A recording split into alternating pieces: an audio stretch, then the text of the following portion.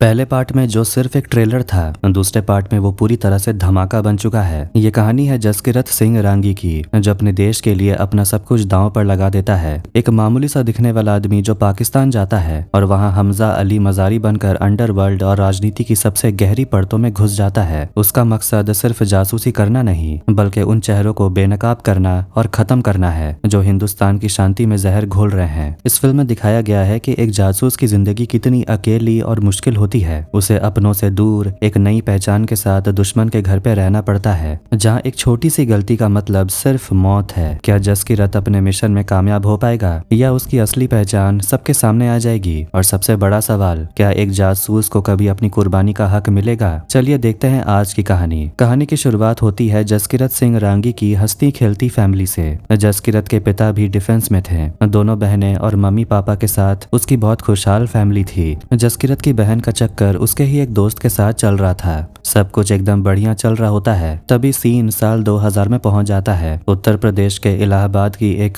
Colony दिखाई जाती है, जहां पॉलिटिशियन अतीफ अहमद का गैर कानूनी कारोबार चलता है। जसकीरत को लेकर उसका दोस्त उस कॉलोनी में आता है। दोस्त की पहचान अतीफ से पहले से थी। वो दोस्त पिंडा अतीफ से काफी ड्रग्स लेता है और हथियारों की एक लिस्ट भी मांगता है। दोस्त बोलता है कि ये सब उसके पापा ने मंगवाया है। अतीफ और पिंडा के पापा के रिश्ते काफी गहरे थे। दोस्त बताता है कि आजकल बॉर्डर पर काफी झमेला चल रहा है, इसलिए पापा ने यह हथियार मांगे हैं। हथियार देने का वादा करते वक्त अतीफ की नजर जसकीरत पर पड़ती है और वो पूछता है ये कौन है। पिंडा बताता है कि ये मेरा जिगरी यार है और मिलिट्री की ट्रेनिंग ले रहा है। ये सुनकर अतीफ हंसकर टाल देता है और बोलता है कि अगली बार अपने पापा को साथ लेकर आना। हथियार और ड्रग्स लेकर दोनों एक घर पर पहुंचते हैं, जिसे बहुत ही शानदार तरीके से सजाया गया था। ये घर एमएलए सुखविंदर का था। घर के सामने पहुंचकर पिंडा जसकीरत से पूछता है, तू तो आर्मी ऑफिसर बनने वाला है, क्या ये सब करना जरूरी है? जसकीरत बोलता है कि अपनी फैमिली के लिए मुझे यह करना ही होगा और अगले जन्म में देश के लिए काम करूंगा। वो दोस्त से कहता है कि तू मेरी बहन से शादी कर लेना और मेरी माँ का ख्याल रखना। इतना कहकर जसकीरत हथियार सेट करता है और घर के अंदर घुस जाता है। अंदर जाते ही वो गुस्से में एमएलए सुखविंदर से पूछता है, मेरी बहन कहाँ है? एमएलए कुछ कह पाता उससे पहले ही जसकीरत उसे मार देता है। यहाँ से शुरू होता है मौत का खेल। जसकीरत एक खूंखार जानवर बन जाता है। जो भी उसके सामने आता है वो उसे बेरहमी से मारने लगता है। जसकीरत का ऐसा खतरनाक रूप हमने तो पिछले पार्ट में भी नहीं देखा था। वो सबको मारते हुए बस एक ही सवाल पूछता है, मेरी बहन कहाँ है? सबको खत्म करने के बाद एमएलए की फैमिली का बंटी नाम का एक आदमी बचता है। जसकीरत उसे भी गोली मारकर बुरी तरह घायल कर देता है और वही सवाल दोहराता है। बंटी डर के मारे बता देता है कि उसकी बहन को पंप रूम में बंद करके रखा गया है। बंटी ने बहन का पता तो बता दिया, लेकिन जसकीरत का गुस्सा शांत नहीं होता।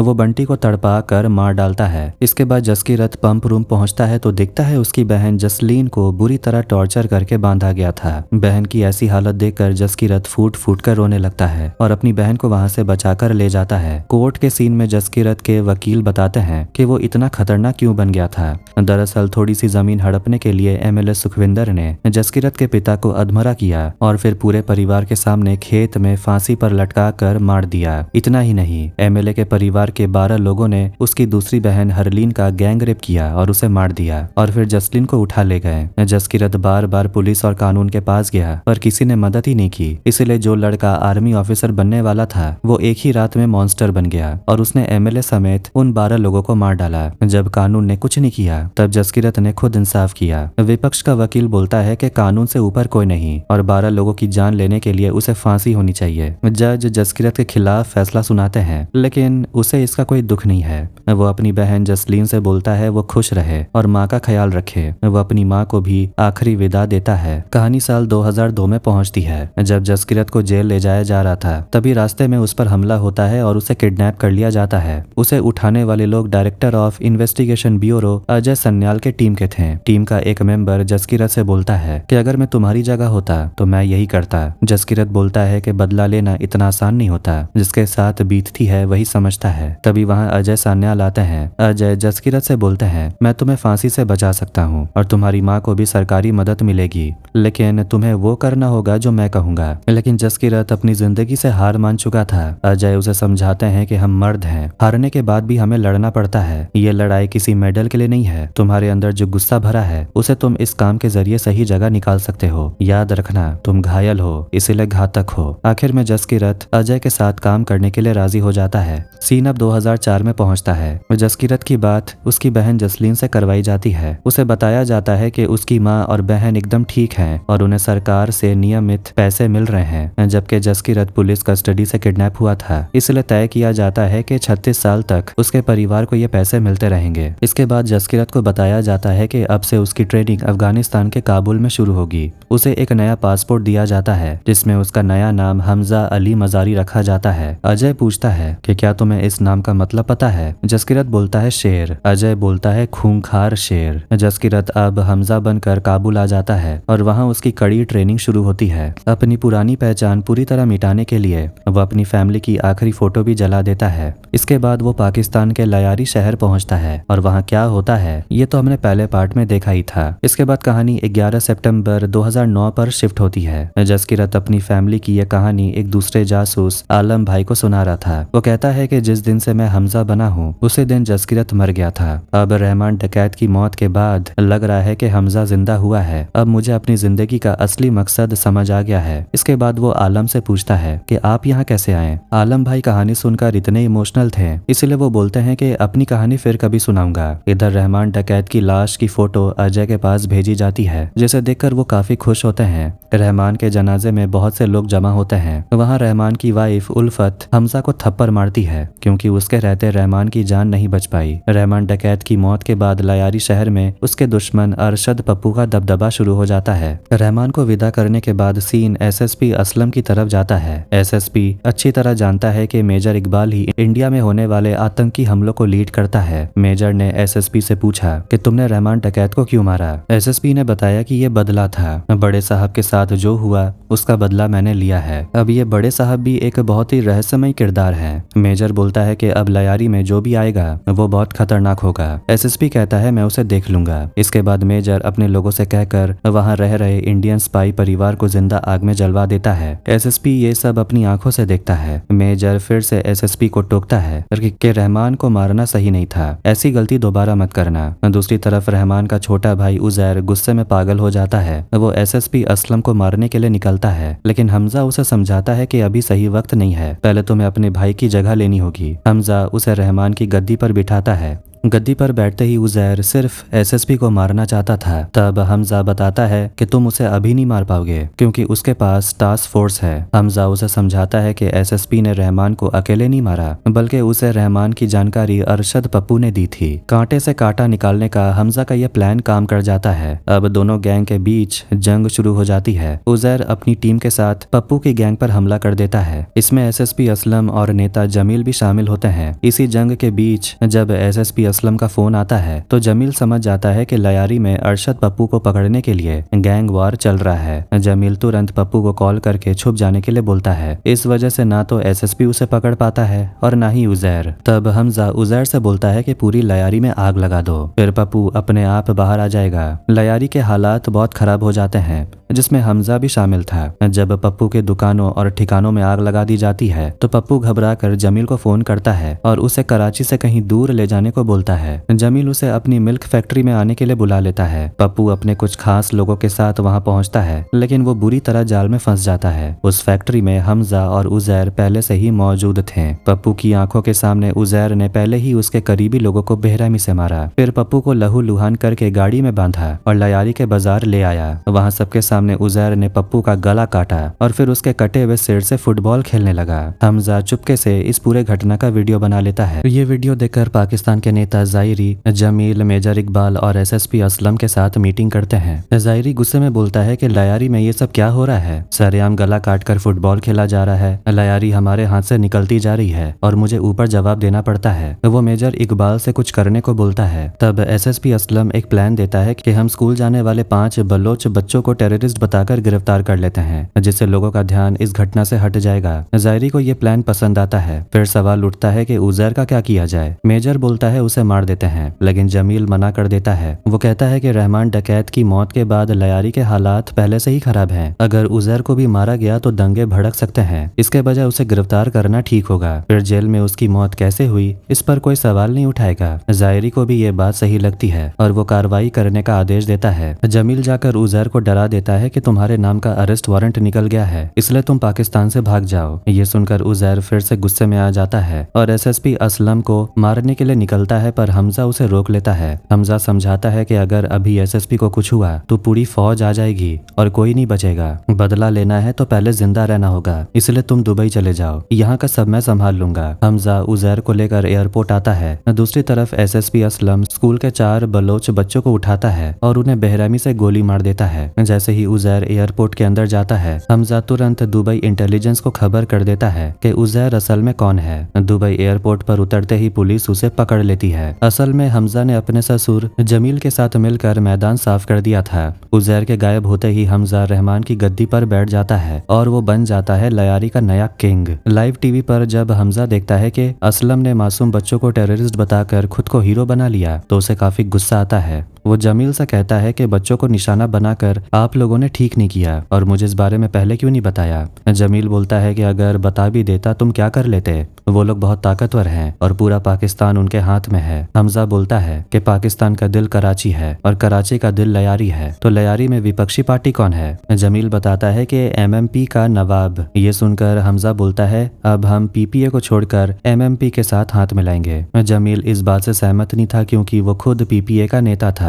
लेकिन हमजा के आगे उसकी नहीं चलती। हमजा की मीटिंग नवाब के साथ फिक्स होती है। मीटिंग में नवाब हमजा के कंधे पर हाथ रखकर बात करता है और जमील भी अपनी पार्टी बदल लेता है। लयारी में एमएमपी की जीत का जश्न शुरू होता है और हमजा सड़कों पर पैसा उड़ाने लगता है। इसी बीच हमजा बलूचिस्तान आता है और शिरानी से मिलता है। शिरानी बोलता है कि रहमान और उजैर के जाने के बाद लगा था कि सब खत्म हो गया, लेकिन तुम अभी हो। वो कहता है कि तुम एक अच्छे पिता भी बनोगे। हमजा अपनी वाइफ येलिना को भी बलूचिस्तान लाया था जो प्रेग्नेंट थी। हमजा अपनी वाइफ का काफी ख्याल रखता है। कुछ महीनों बाद हमजा पिता बन जाता है और साथ ही कराची का बेताज बादशाह भी। इलेक्शन में नवाब की पार्टी एमएमपी जीत जाती है और वो प्रधानमंत्री बनता है। वो सबके सामने हमजा का हाथ ऊपर उठाकर अपनी जीत का सारा क्रेडिट उसे देता है। ये न्यूज देखकर अजय को काफी गर्व होता है और बोलता है ये है मेरा खूंखार शेर। सीन अब 2014 पर आता है। भारत में प्रधानमंत्री के रूप में नरेंद्र मोदी शपथ लेते हैं। ये देखकर मेजर इकबाल के पिता ब्रिगेडियर जहांगीर उस पर काफी गुस्सा होते हैं। वो बोलते हैं कि इंडिया में इतना पैसा खर्च करने के बाद भी मोदी कैसे जीत गया। वो अपने बेटे को ताना मारते हुए बोलते हैं कैसा मर्द पैदा किया मैंने। ब्रिगेडियर कहता है कि 71 में मैंने बांग्लादेश में कई लड़कियों का रेप किया था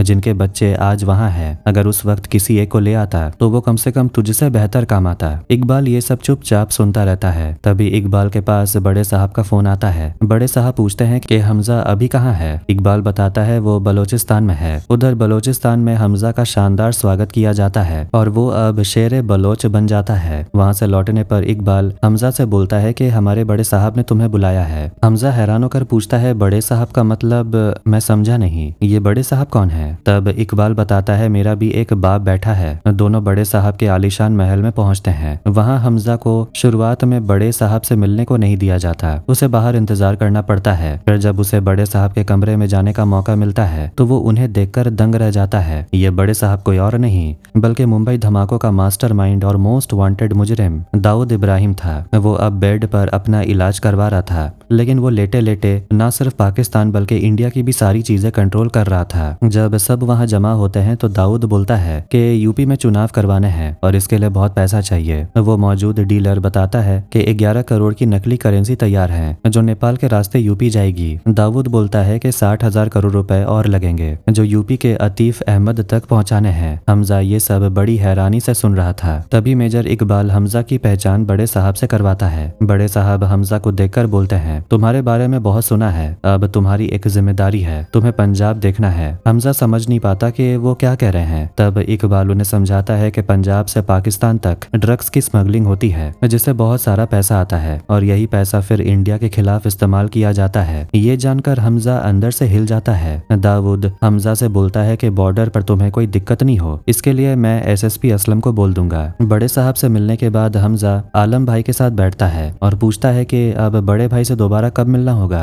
हमजा बताता है शायद ड्रग सप्लाई के बाद। हमजा अब अपने लिए एक टीम मांगता है और आलम बोलता है कि टीम मिल जाएगी। तभी दोनों टीवी पर उड़ी हमले की खबर देखते हैं। इस हमले में 12 आर्मी के नौजवानों की मौत की बात जानकर उन्हें काफी दुख होता है, लेकिन हमजा को अपना काम जारी रखने के लिए कहा जाता है। अगले दिन हमजा एयरपोर्ट पर पंजाब से आने वाले ड्रग डीलर को लेने पहुंचता है, लेकिन वहां जो वो देखता है उसके लिए वो बिल्कुल भी तैयार नहीं था। पंजाब से ड्रग्स का धंधा करने वाला आदमी कोई और नहीं बल्कि हमजा का ही सबसे जिगरी दोस्त पिंडा था, जिससे वो अपनी बहन की शादी करवाया था। पिंडा को देखकर हमजा पूरी तरह सन्न पड़ जाता है। दोनों एक ही गाड़ी में बैठकर एक रेस्टोरेंट पहुंचते हैं, जहां पहले से ही मेजर इकबाल और पहले पार्ट का विलन जहूर मिस्त्री मौजूद था। हमजा उसे गौर से देखता है। पिंडा ड्रग्स की एक लंबी लिस्ट लेकर आया था। इतनी बड़ी लिस्ट देखकर हमजा पूछता है, इतना सब बॉर्डर पार कैसे होगा? वहाँ तो इंडियन चेक पोस्ट भी है। पिंडा बताता है कि ये सब पार कराना उसके लिए कोई बड़ी बात नहीं है, क्योंकि वहाँ सुरंगें बनी हुई हैं जिनमें बांग्लादेशी और नेपाली लोग काम करते हैं। ये सारी जानकारी सुनकर हमजा चुप हो जाता है। तभी मेजर इकबाल हमजा से बोलता है कि आज सारा माल तुम्हारे घर जाएगा और कल एसएसपी असलम इसे बॉर्डर तक पहुंचाने में तुम्हारी मदद करेगा। इसके बाद पिंडा अब मस्ती करना चाहता है। वो यहाँ आने के बाद से ही लगातार ड्रग्स ले रहा था। ये सारा माल यहाँ 12 करोड़ का है, जिसे इंडिया में 150 करोड़ में बेचा जाएगा। हमजा मजे के लिए पिंडा को अपने घर ले जाता है। हमजा के घर पर आलम जूस वाले के भेष में आता है। वहाँ एसएसपी असलम भी मौजूद था। घर में होने की वजह से येलीना और हमजा का बेटा भी थे। येलीना हमजा को साफ कह देती है कि यहाँ कोई लफड़ा नहीं चाहिए, क्योंकि बच्चा घर पर है। एसएसपी असलम हमजा और जमील को बताता है कि अगली 18 तारीख को उजैर पाकिस्तान वापस आ रहा है। ये सुनकर जमील डर जाता है और बोलता है कि आप उसे वापस ला तो रहे हैं, पर वो सबसे पहले आपका ही सिर काटेगा। एसएसपी बोलता है कि वो पाकिस्तान आएगा तो सही, पर ज्यादा देर जिंदा नहीं रहेगा, मैं उसे मार दूंगा। वो हमजा को जिम्मेदारी देता है कि गैंग के अंदर के लोगों को संभाले, क्योंकि अंदर अब भी उजैर के बहुत चाहने वाले हैं। उसी वक्त पिंडा हमजा को साथ लेकर वॉशरूम जाता है। वो हमजा से पूछता है, तुम्हें यहाँ आए कितना वक्त हो गया? हमजा बताता है लगभग 1.5-2 साल। तभी पिंडा अचानक पूछता है, जस्सी तुझे घर की याद नहीं आती? पिंडा को हमजा की असलियत बहुत पहले से पता थी। पिंडा के मुंह से अपनी असली नाम जसकिरत सुनकर वो दंग रह जाता है। उसे यकीन नहीं हो रहा था कि उसके दोस्त ने उसे पहचान लिया। पिंडा बोलता है, जब तू हर महीने घर पर 30,000 रुपए भेजता था, तभी मुझे शक हो गया कि कुछ तो गड़बड़ है, इसलिए मैंने छानबीन की, और जब असली पहचान सामने आ गई तो हमजा ने पूछा कि माँ कैसी है? पिंडा बताता है, माँ ठीक है और जसलीन भी अच्छी है, हमारे 2 बच्चे भी हैं। फिर वो पूछता है, तू यहाँ क्या कर रहा है? हमजा यानी जसकिरत बताता है कि एमएलए के लोगों के डर से और फांसी से बचने के लिए बॉर्डर पार करके यहाँ आ गया। हमजा इसके बाद पिंडा से बोलता है कि ये डील कैंसिल कर दो, इसमें बहुत से लोग मारे जाएंगे। लेकिन पिंडा सिर्फ अपने मुनाफे के बारे में सोच रहा था। बहुत ज्यादा ड्रग्स लेने के वजह से उसे हमजा खतरनाक लगने लगता है और वो उस पर हमला कर देता है। दोनों के बीच जबरदस्त लड़ाई शुरू हो जाती है। एक वक्त पर पिंडा ड्रग्स वाली सुई हमजा की आंख में मारने की कोशिश करता है, लेकिन हमजा पलट कर वो सुई पिंडा की आंख में घुसा देता है। इससे पिंडा बुरी तरह घायल होकर गिर जाता है और उसकी वहीं मौत हो जाती है। हमजा घबरा जाता है कि पिंडा की मौत को कैसे छुपाए। वो बाहर आता है और खुद को बचाने के लिए ड्रिंक्स पीकर नाचने का नाटक करने लगता है। तभी वॉशरूम से गोली चलने की आवाज आती है और सब वहां भागकर जाते हैं। वहां आलम खड़ा था। सबको लगता है कि पिंडा को आलम ने मारा। एसएसपी के लोग आलम को टॉर्चर करते और पूछते हैं, क्या तू इंडियन स्पाई है? तेरे साथ और कौन कौन है? तभी हमजा अपने दिल पर पत्थर रखकर खुद अपने हाथों से आलम को गोली मार देता है। वो चिल्लाकर कहता है, मेरे घर पर आकर मेरे मेहमान को मारोगे तो मैं चुप नहीं बैठूंगा। आलम को मारने के बाद हमजा बहुत दुखी होता है। वो एक चाय की दुकान पर जाता है और 2 कप चाय ऑर्डर करता है। तभी दिखाया जाता है कि असल में हुआ क्या था। जब हमजा ने पिंडा को मारा तब आलम वहां आ गया था। लाश को देखकर वो समझ गया कि अब कोई रास्ता नहीं बचा। आलम ने खुद को कुर्बान करने का फैसला किया और कहा, मेरा वक्त अब खत्म हुआ, तुम उनके बहुत करीब पहुंच चुके हो और देश को तुम्हारी जरूरत है। अगर पकड़े गए तो मौत बहुत दर्दनाक होगी, इसलिए तुम मुझे मार दो। आलम ने खुद के चेहरे पर चोट पहुंचाई और हमजा को बाहर भेज दिया ताकि वो बच सके। हमजा अपने गुरु आलम की याद में 2 कप चाय लेता है, जैसे वो हमेशा साथ में बैठकर पिया करते थे। दूसरी तरफ एसएसपी असलम को अब शक होने लगता है। उसे लगता है कि हमजा इतनी आसानी से किसी को नहीं मारेगा। उसके असिस्टेंट को भी हमजा पर शक था, क्योंकि आलम ही हमजा को रहमान के गैंग में लेकर आया था। लेकिन एसएसपी असलम अब हमजा के घर की तलाशी नहीं ले सकता, क्योंकि हमजा अब बहुत पावरफुल हो चुका था। इसलिए वो अपने असिस्टेंट को आलम के बारे में सब कुछ छानने का हुक्म देता है। ये सारी बातें यलीना सुन लेती है। वो खुद हमजा के सामान की तलाशी लेने लगती है और उसे एक बैग में हमजा की डायरी मिल जाती है। बैग उतारते वक्त वो नीचे गिर जाता है और डायरी के पन्ने मिटाने वाली दवाई डायरी पर गिर जाती है, जिससे सारे छपे हुए शब्द दिखने लगते हैं। डायरी पढ़कर येलिना के होश उड़ जाते हैं। जब हमजा घर आता है तो येलिना उस पर पिस्तौल तान देती है और पूछती है, क्या तुम इंडियन हो, क्या तुम जासूस हो? हमजा चुप रहता है। येलिना गुस्से में रोने लगती है। हमजा अपना माथा पिस्तौल के आगे कर देता है। येलिना कहती है, तुम मुझे मार दो क्योंकि मैंने तुमसे प्यार किया, और तुमने मेरे साथ ऐसे क्यों किया? जो मेरे देश को बर्बाद करना चाहता है वो मेरे बेटे का बाप कैसा हो सकता है? और पक्का तुम्हारा नाम हमजा नहीं होगा। हमजा उसे बताता है कि डायरी में उन लोगों के नाम है जिन्होंने इंडिया में बेगुनाह लोगों को मारा और अब पाकिस्तान में मासूम लोगों को भी मार रहे हैं। वो कहता है, मेरी दुश्मनी तुम्हारे देश से नहीं बल्कि उन लोगों से है जो मासूमों का खून बहाते हैं। तुम हमारे बेटे को लेकर जा सकती हो, मैं तुम्हें नहीं रोकूंगा। यहाँ तक पहुँचने के लिए मैंने बहुत कुछ सहा है और मैं अब किसी को नहीं छोड़ूंगा। येलिना कहती है, जो करना है जल्दी करो क्योंकि एसएसपी असलम को तुम पर शक हो गया है। बस मेरे बेटे को कुछ नहीं होना चाहिए। इसके बाद हमजा शिरानी से मिलता है और उसे बताता है कि एसएसपी असलम ने ही रहमान और उन स्कूली बच्चों को मारा और अब वो उजैर को मारने का प्लान बना रहा है। उसे अभी रोकना होगा। हमजा बोलता है कि उसे कैसे मारना है ये मैं देख लूंगा। इधर एसएसपी असलम को खबर मिलती है कि हमजा शिरानी से मिलने गया है। वो हमजा और उजैर दोनों को एक साथ पकड़ना चाहता था। हमजा फोन करके एसएसपी को गलत रास्ता बताता है जिससे एसएसपी अपने असिस्टेंट को एयरपोर्ट भेज देता है और खुद हमजा के घर की तरफ निकलता है। तभी एक पुलिस वाला हमजा को खबर देता है कि एसएसपी उसके घर आ रहे हैं। रास्ते में एक बलोच गाड़ी एसएसपी असलम की गाड़ी का पीछा करती है। हमजा फोन पर एसएसपी को धमकी देता है पर वो नहीं मानता। तभी पीछा कर रही गाड़ी एसएसपी असलम की गाड़ी को टक्कर मार देती है। उस गाड़ी में आरडीएक्स था जिससे जोरदार ब्लास्ट होता है और एसएसपी असलम का खेल खत्म हो जाता है। हमजा के इस काम में जमील भी शामिल था।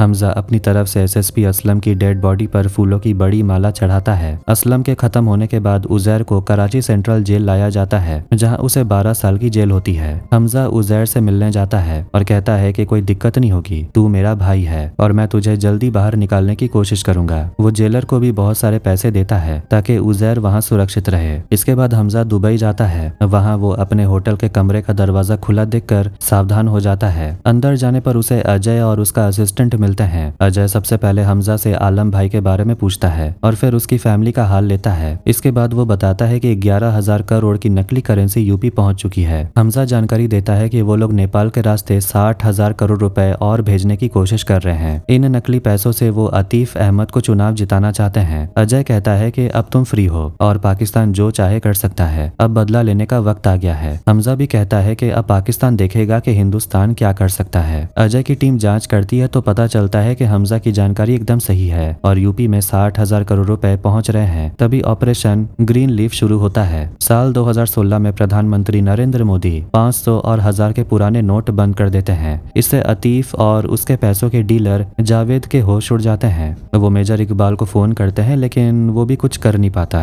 जावेद अपनी फैक्ट्री से हमजा को फोन करता है। जब हमजा को पता चलता है कि जावेद अकेला है तो वो फैक्ट्री पहुंच जाता है। वहां वो नकली नोटों को देखता है और फिर अपना खेल शुरू करता है। हमजा जावेद को छत से नीचे फेंक कर उसका काम तमाम कर देता है। दूसरी तरफ अजय उत्तर प्रदेश पुलिस की मदद से आतिफ को गिरफ्तार करवा लेता है। कहानी में अब एक स्पेशल कैमियो होता है। हम शाजिया बानो को देखते हैं। वो नर्स बनकर लाहौर के एक हॉस्पिटल में आतंकवादी संगठन के बड़े लीडर को जहर देकर मार देती है। ये शाजिया बानो भी हमजा के मिशन में उसी के साथ जुड़ी हुई थी। इसके बाद हमजा इतने सालों से जिन लोगों को टारगेट कर रहा था उन्हें एक एक करके खत्म कर देता है। वो इन मर्डर्स की फोटो अजय को भेजता है जिसे देखकर अजय काफी खुश था। न्यूज में एक के बाद एक ब्रेकिंग न्यूज आती है पर किसी को पता ही नहीं था कि इन हत्याओं के पीछे किसका हाथ है। हमजा का अगला टारगेट जहूर मिस्त्री था जो प्लेन हाईजैक का मास्टरमाइंड था। उसे घायल करने के बाद हमजा अजय को वीडियो कॉल करता है। अजय कॉल पर उसे पूछता है, क्या मैं तुझे याद हूँ? बोल भारत माता की जय। डर के मारे जहीद वही बोलता है। इसके बाद हमजा वीडियो कॉल चालू रखते हुए ही जहूर को मार डालता है। इधर एसएसपी असलम का असिस्टेंट ओमार इन सारे मर्डर्स की गुत्थी सुलझाने की कोशिश करता है और उसे कुछ सुराग हाथ लगते हैं। तभी मेजर इकबाल का फोन आता है और वो बताते हैं कि बड़े साहब ने उसे बुलाया है। हमजा को बड़े साहब से मिलने का मौका मिलता है तो वो एक खास दवाई बनाता है जिसे वो बैंडेज टेप में छिपा लेता है। ये दवाई शरीर में जाते ही धीरे धीरे जान ले लेती है। हमजा सावधानी से ये दवाई लेकर बड़े साहब यानी कि दाऊद इब्राहिम के पास पहुंचता है। दाऊद पहले इकबाल से पूछता है, क्या आईएसआई को पता चला कि हमारे इतने लोगों को किसने मारा? इकबाल बोलता है कि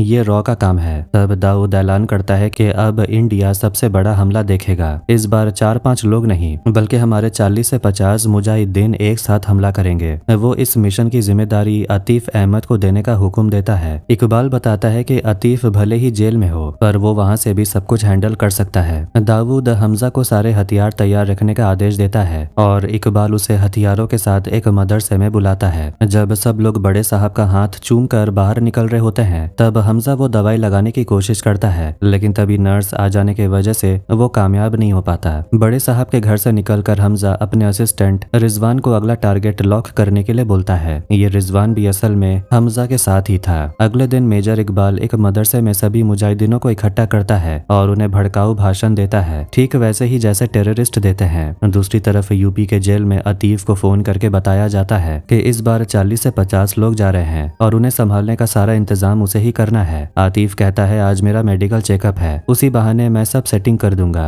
आतिफ की ये बात एक पुलिस ऑफिसर सुन लेता है। इधर हमजा यलीना से बोलता है कि कल एक बड़ा ऑपरेशन है और उसे खत्म करने के बाद हम पाकिस्तान में ज्यादा देर तक रुक नहीं पाएंगे। वो यलीना को दूसरे देश का पासपोर्ट देता और बोलता है हम साथ में पाकिस्तान छोड़ देंगे। ओमार दूर से ये सब देख रहा था और जैसे ही हमजा बाहर आता है ओमार घर के अंदर घुसकर हमजा के बेटे को पकड़ लेता है और यलीना से उगलवा लेता है कि हमजा एक इंडियन स्पाई है। रात को मेजर इकबाल टीवी पर आतिफ को लाइव देख रहा था, तभी वो देखता है कि आतिफ पर अचानक हमला होता है और वो वहीं मारा जाता है। ये देखकर इकबाल दंग रह जाता है, लेकिन उसे सबसे बड़ा झटका तब लगता है जब ओमार उसे फोन करके बता देता है कि हमजा एक इंडियन स्पाई है। ये सुनकर इकबाल के पैरों तले जमीन खिसक जाती है। जब वो घर पहुंचता है तो उसके पिता ब्रिगेडियर जहांगीर फिर से उसे बुरा भला बोलने लगते हैं। इस बार इकबाल बर्दाश्त नहीं कर पाता और अपने ही पिता को पानी में डुबोकर मार डालता है। इसके बाद वो अपने बाल काटता है और नया रूप लेकर कसम खाता है कि वो हमजा को खत्म कर देगा। अगले दिन हमजा हथियार लेकर मदरसे पहुंचता है। जब उसका साथी रिजवान पैसों का बैग गाड़ी में रखता है तो देखता है कि सारे नोट नकली हैं। वो दोबारा अंदर जाने की कोशिश करता है पर उसे रोक दिया जाता है। रिजवान बाहर आकर देखता है कि आसपास की सभी बिल्डिंग्स पर आर्मी ने पोजीशन ले ली है। मदरसे के अंदर मुजाहिदीन उन हथियारों को सेट करने लगते हैं। तभी इकबाल हमजा से पूछता है तुम्हें पता है कि मैं हर टेररिस्ट हमले के वक्त सैटेलाइट से क्यों जुड़ा रहता हूँ? हमजा बोलता है ताकि आप देख सके कि ऑपरेशन सही से चल रहा है या नहीं। इकबाल बोलता है नहीं, हमले के वक्त जब काफिर तड़पते हैं और चिल्लाते हैं तो उनकी आवाज सुनना मुझे काफी अच्छा लगता है और इस बार भी बड़ा हमला होगा, काफिर चिल्लाएंगे और मैं बड़े मजे से उनकी चीखें सुनूंगा। ये बोलते हुए इकबाल हमजा के पीछे आता है और कहता है तेरा देश अब खत्म हो जाएगा। इतना बोलते ही वो हमजा के सीने में चाकू घोंप देता है। तभी फ्लैशबैक दिखाया जाता है। हमजा एक बड़े प्लान के साथ यहाँ आया था। यहाँ आने से पहले उसने शिरानी से मुलाकात की थी और बताया था कि उनके लोगों को मारने के पीछे कोई और नहीं बल्कि इकबाल है। हमजा ने कहा था कि मैं सबको एक जगह इकट्ठा कर रहा हूँ, बस आप अपना खेल दिखाइए। शिरानी हमजा की मदद के लिए और अपना बदला लेने के लिए राजी हो जाता है। फ्लैशबैक खत्म होता है और हमजा इकबाल से लड़ने की कोशिश करता है। वो अपने सीने से चाकू निकालता है और मुस्कुराते हुए बोलता है तू मेरा कुछ नहीं बिगाड़ पाएगा। इकबाल गुस्से में हमजा के पास गोली चलाता और बोलता है तुझे इतनी आसानी से नहीं मारूंगा, तुझे तड़पा तड़पा कर मारूंगा। लेकिन हमजा कोई जवाब नहीं देता और बस अपनी घड़ी देखता रहता है। असल में जो हथियार लाए गए थे उन सभी बॉक्स के अंदर RDX लगा था जिसका रिमोट रिजवान के पास था। हमजा ने यह पूरा प्लान पहले ही बना लिया था। इतना ही नहीं, आर्मी की वर्दी में जो लोग आसपास की बिल्डिंग्स पर तैनात थे वो असल में फौज नहीं बल्कि शिरानी के लोग थे। हमजा ने यहाँ जबरदस्त माइंड गेम खेला था और इकबाल के लोगों को कानो कान खबर तक नहीं हुई। तभी यहाँ जबरदस्त ब्लास्ट होता है और इकबाल के 2 करीबी साथी घायल हो जाते हैं। बाहर भारी गोलीबारी शुरू होती है। अंदर हमजा पहले इकबाल के साथ मौजूद 2 लोगों को बेरहमी से मारता है। इसके बाद इकबाल और जसकीरत मतलब के हमजा के बीच असली लड़ाई शुरू होती है। एक वक्त पर इकबाल बाहर भागकर गोली चलाने लगता है तो हमजा उसे निशाना बनाकर रॉकेट लॉन्चर छोड़ता है। इकबाल बाल बाल बचता है और वहां से भागने लगता है पर हमजा उसका पीछा नहीं छोड़ता। भागते हुए इकबाल एक ऑयल डिपो में पहुंचता है और वहां जंजीरों से हमजा को बांध देता है और उसे टॉर्चर करता है। कहता है कि तुम जैसे काफिरों को आज मैं खत्म करके ही दम लूंगा। लेकिन हमजा अपनी पूरी ताकत लगाकर पासा पलट देता है। वो उन्हीं जंजीरों से इकबाल को जकड़ लेता है और एक धारदार हथियार से पहले उसके दोनों पैरों को काट देता है। उसके बाद वो उसे तेल के टैंक में डुबो देता है और आग लगाकर मेजर इकबाल का किस्सा हमेशा के लिए खत्म कर देता है। इकबाल को मारने के बाद हमजा यलीना को फोन करता है। हमजा समझ गया था कि उसकी असली पहचान खुल चुकी है और ये काम यलीना ने ही किया था। वो बस उससे एक ही सवाल पूछता है तुमने ऐसा क्यों किया? यलीना रोते हुए बताती है कि ओमार ने हमारे बेटे को किडनैप कर लिया था। ये सुनकर हमजा को काफी दुख होता है। वो आखिरी बार यलीना से अपना असली नाम पुकारने को बोलता है। जब यलीना उसे हमजा कहकर बुलाती है तो उसकी आंखों में आंसू निकल आते हैं। हमजा पूछता है क्या तुम मेरा असली नाम सुनना चाहोगी? मेरा असली नाम जसकीरत है। यलीना उसे जसकीरत कहकर जोर जोर से रोने लगती है और जसकिरत भी भारी मन से फोन काट देता है। थोड़ी देर बाद ओमार अपनी टीम के साथ वहां पहुंचता है और जसकिरत को गिरफ्तार कर लेता है। जसकिरत बड़े एटीट्यूड के साथ खुद को उनके हवाले कर देता है। उसे पकड़कर जनरल हसन के पास लाया जाता है, जहां ओमार उसे बहुत टॉर्चर कर रहा था। वो बार बार पूछता है कि तुम्हारे साथ और कौन कौन है, लेकिन जसकिरत अपना मुंह नहीं खोलता। उसी वक्त अजय का फोन जनरल हसन के पास आता है। वो कहता है कि जसकिरत को बिना किसी सबूत के छोड़ दो और उसे मागला हिल्स पर छोड़ाओ, लेकिन हसन मना कर देता है और कहता है कि अब इंडिया को पूरी दुनिया के सामने नीचा दिखाने का वक्त आ गया है। लेकिन अजय अपनी असली चाल चलता है। वो बताता है कि कुछ साल पहले एक ISI ऑफिसर ने पैसों के बदले में पाकिस्तान के न्यूक्लियर बॉम्ब की जानकारी दुश्मन को दे दी थी। इसका सबूत मेरे पास है। अजय उस गद्दारी का वीडियो हसन को भेजता है और वो ऑफिसर कोई और नहीं बल्कि खुद जनरल हसन ही था। वीडियो देखते ही हसन के पसीने छूट जाते हैं। अजय धमकी देता है, अगर मेरे बंदे को नहीं छोड़ा तो तुम और तुम्हारा फैमिली नहीं बचोगे। डर के मारे हसन टॉर्चर रुकवा देता है और सबको कमरे से बाहर निकाल देता है। अजय ऑर्डर देता है कि कोई भी हमजा का पीछा नहीं करेगा और उसे छोड़ दिया जाए। वो कहता है कि कराची एयरपोर्ट पर एक चार्टर्ड प्लेन लैंड करने वाला है, उसे आने की परमिशन दी जाए। मगर हसन बोलता है कि सब जान चुके हैं कि हमने एक इंडियन जासूस पकड़ा है, अब उसकी जगह हम किसे दिखाएंगे। तब जसकिरत बोलता है, मेरी जगह उजैर को पकड़ो। इसलिए तो उसने अब तक उजैर को जेल में जिंदा रखा था। ये सुनकर अजय मुस्कुरा देता है। शर्त के मुताबिक ISI की गाड़ी जसकिरत को मागला हिल्स पर छोड़कर चली जाती है। इसके बाद वहाँ एक दूसरी गाड़ी आती है। हमजा जैसे ही गाड़ी में बैठने वाला होता है, उसके होश उड़ जाते हैं। गाड़ी के अंदर कोई और नहीं बल्कि उसका ससुर जमील बैठा था। अजय ने हमजा को बताया था कि लयारी में उनका एक और बड़ा मोहरा है, लेकिन हमजा ने कभी सोचा नहीं था कि वो जमील होगा, यानी जमील भी एक इंडियन स्पाई है। येलिना ने ही जमील को फोन करके हमजा को बचाने के लिए कहा था, जिसके बाद जमील ने अजय से बात की। जमील हमजा को लेकर एयरपोर्ट की तरफ निकलने लगता है। रास्ते में वो उसे उसका पासपोर्ट और एक डायरी देता है। हमजा जैसे ही डायरी के पन्ने पलटता है, उसे अपनी फैमिली फोटो दिखती है। जमील उसे कहता है कि वो येलिना को माफ कर दे।